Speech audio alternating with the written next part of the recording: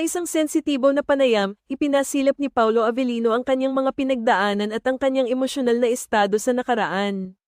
Ang sikat na aktor ay nagbahagi ng mga mahirap na karanasan kung saan naharap siya sa depresyon, isang sitwasyon na mahirap niyang i-explain sa sarili.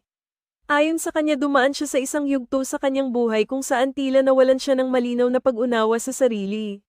Sa mga panahong iyon, ang bigat ng kanyang pinagdaraanan ay tila hindi na niya makayanan, kapwa sa kanyang profesional na karera at sa personal na aspeto ng kanyang buhay.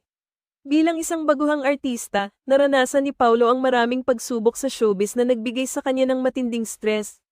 Ang mga unang taon ng kanyang karera ay puno ng mga hamon na nagdulot sa kanya ng matinding pag-aalala at pangungulila. Hindi lang sa trabaho, kundi pati na rin sa kanyang personal na buhay, patuloy siyang nakararanas ng mga pagsubok na nagdagdag sa kanyang pinagdaraanan. Hindi madaling matanggap na ang mga artista, tulad ni Paulo, ay maaaring makaranas ng depresyon at emosyonal na sakit. Sa kabila ng kanyang matagumpay na karera, ipinakita ni Avellino na siya rin ay tao lamang na may mga limitasyon at pinagdaraanan.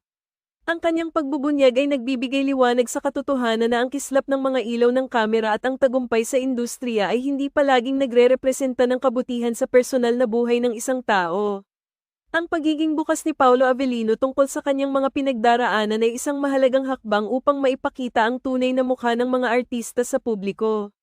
Ang ganitong uri ng transparency ay nagiging daan upang maipakita na ang mental health ay isang seryosong isyu na dapat pagtuunan ng pansin, hindi lamang para sa mga sikat na personalidad kundi para sa lahat. Sa pamamagitan ng kanyang mga pahayag, ipinakita ni Avellino ang kanyang lakas at tapang na harapin ang kanyang mga pinagdaraanan. Ang kanyang karanasan ay nagsisilbing paalala sa lahat na hindi tayo nag-iisa sa ating mga laban at ang paghingi ng tulong ay isang mahalagang hakbang patungo sa pag-recover. Ang openness ni Paulo Avellino sa pagtalakay ng kanyang depresyon ay hindi lamang nagpapakita ng kanyang pagiging matatag, kundi pati na rin ang kanyang dedikasyon sa pagpapalaganap ng information tungkol sa mental health.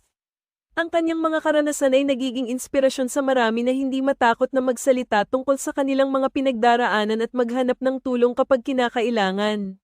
Sa kabuuan, ang pag-amin ni Paulo Avellino sa kanyang mga pinagdaraanan sa depresyon ay isang mahalagang bahagi ng kanyang personal na paglalakbay.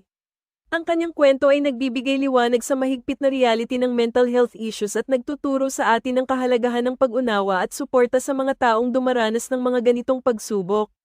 Sa huli, ang kanyang lakas ng loob na ipakita ang kanyang tunay na sarili ay nagbibigay inspirasyon sa lahat na hindi natin kailangang mag-isa sa ating mga laban, at na ang paghingi ng tulong ay isang sign ng lakas, hindi kahinaan.